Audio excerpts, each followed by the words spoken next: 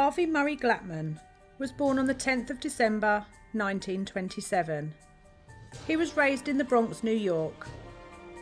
He was raised in a religious Jewish family, with both parents present during his childhood. When he was 3, the family moved to Denver, Colorado, where he attended local schools and was remarked to be very intelligent. And he had a real passion for the arts, and took time to increase this passion in photography. When he was in junior high, he was subjected to cruel jibes from his classmates. He had lots of acne and had buck teeth, and his ears were a lot larger than other members of his class. These physical features were the reason for people to bully him and make him feel inferior to them. Glatman had a seriously strange side to him. He was fascinated with ropes and tying things up. This fascination started when he was very young. He used animals to test this on, eventually killing them after a time of torture.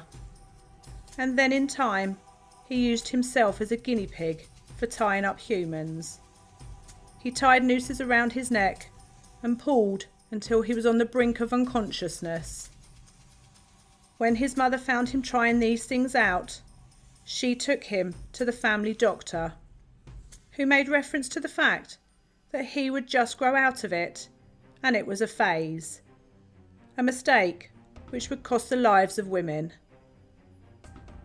When Glatman became a teenager, this fascination with tying things and people up did not just go away like the doctor had told his mother. It still burned inside of him, making him feel the need to continue this. He began his slippery slope of crime at a very young age.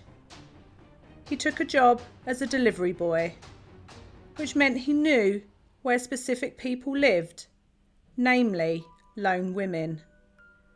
Then when he was on his rounds, he started to break into the apartments which he knew were owned by women and who were on their own. He broke in when no one was there and stole small items, trinkets as such, underwear and stockings, and even a gun from one house. Then the crimes were getting heavier. He would later break into women's apartments when they were in. He would stalk the houses of these women, finding out their movements and when they were alone. He would then break in and steal items and also sexually assault the homeowners. After a few of these robbery and assaults, he was arrested.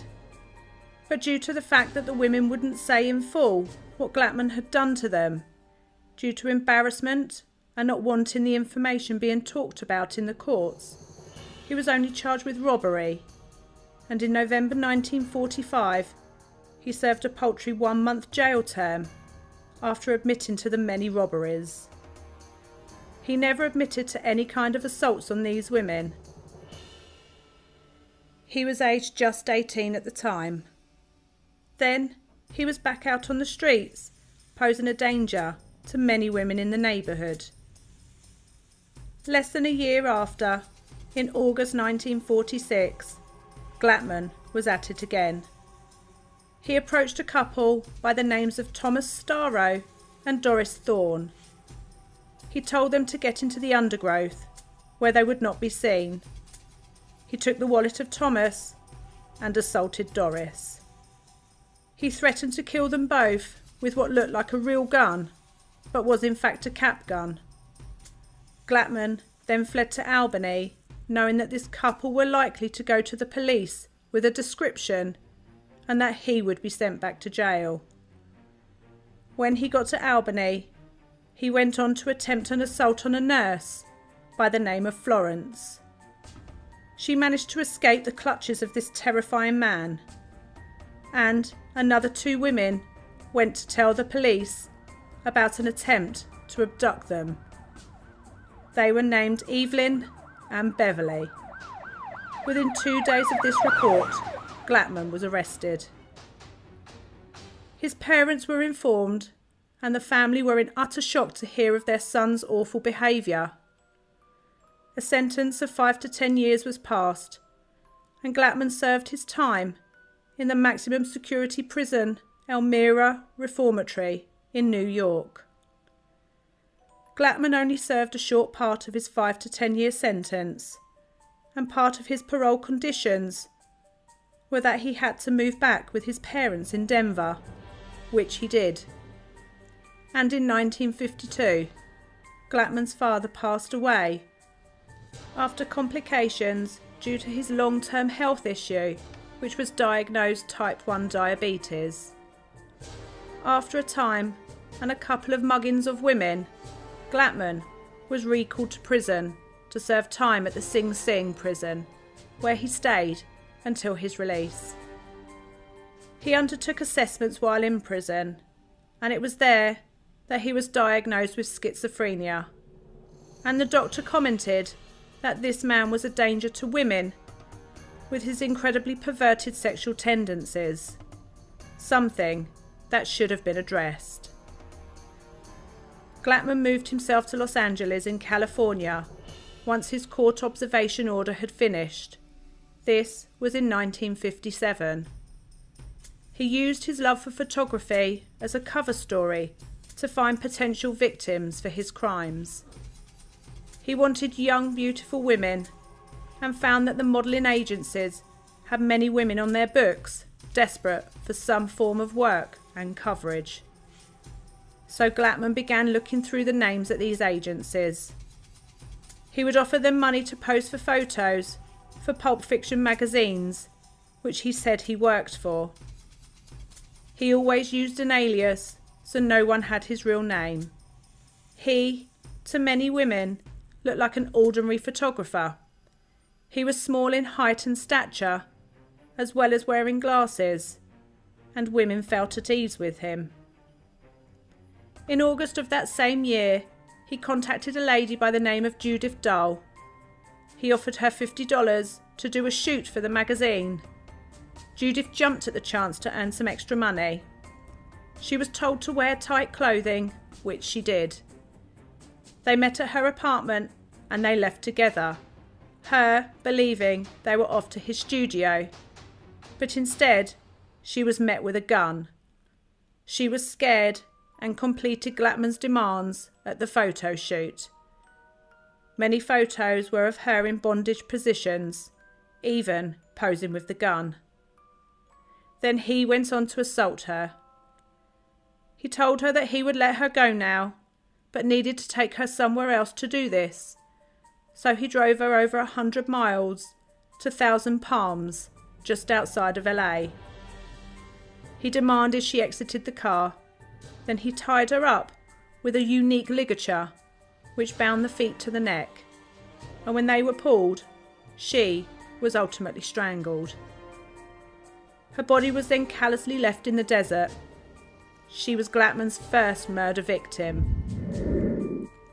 Judith's flatmates had begun to get worried for their friend, so they called the police and gave a description of the man they saw Judith with. All the police were on the lookout for this man. Glatman had the taste for murder. Judy's body had been discovered, but not identified. Glatman felt invincible, so he scouted for his next victim. He answered a Lonely Hearts ad that Shirley Bridgeford had placed in the paper. She was a divorced woman with 2 children and was looking for company. A man called George Williams answered this, and the pair met at her home in Tuxford Street, Sun Valley. He told her about a night of dancing he had planned for them both. Excited about this, Shirley got into Glatman's car. He complained of a headache, and saying that the music would be too loud, he took her for dinner instead. After dinner, expecting to be driven home, Glatman went a different way. Shirley began to feel scared, and again Glatman held his gun to the woman and told her to meet his demands, to undress and pose for photos. She had also been tied up. Then she was strangled, and her body left in the Borrego Desert State Park. Ruth Mercado was Glatman's 3rd victim.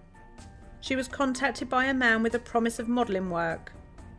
She was a previous pin-up girl and was hoping to hit the big time in LA. But instead, she faced the same horrors as the previous two victims. Her body was left not far from Shirley's after she had been murdered. The police were called due to concerns about the disappearance of Ruth. The landlord told police that she had last been seen with a male photographer. Lorraine Vigil was told by her modelling agency that a man by the name of Frank Johnson would be picking her up at 8 p.m. for a photo shoot. She got into his car and proceeded to ask questions about where they were going. Glatman got cross with Lorraine and halted the car quickly. He complained of a flat tyre, and then, when Lorraine exited the car, Glatman tried to overpower her, but the woman fought back with all of her might. And as Glatman wasn't very strong, he had to get his gun out to frighten her. But instead of Lorraine being submissive and scared of the gun pointed at her, she continued to fight with all of her might. The gun went off and skinned her leg. She was bleeding and hurt, but she was still alive. She grabbed the gun in haste and ran off. Glatman got into his car and sped off after her. Police saw the careless driving of Glatman, and they approached his car to stop him. Lorraine ran in front of the police car, showing them the gun and telling them what had happened to her.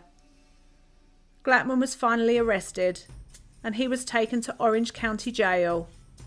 He was questioned, and he confessed to the murders that he had committed. He made a statement telling the police everything. He told them that the women had all asked to be killed. He told them that in fact they said they would rather be dead than be with him. He even told the police about the photos of the women that he had taken, and in some cases where he had taken items of clothing. The police asked if he would take them to where he had left the women's bodies so they could be given back to the families, so they could provide their loved ones with a burial. He agreed. Police escorted Glatman to different sites where they found the bodies of Shirley and Ruth. Then when they got to where Judith was left, her body was not there. It had previously been found and tagged as a Jane Doe murder victim. Finally, they were able to identify her.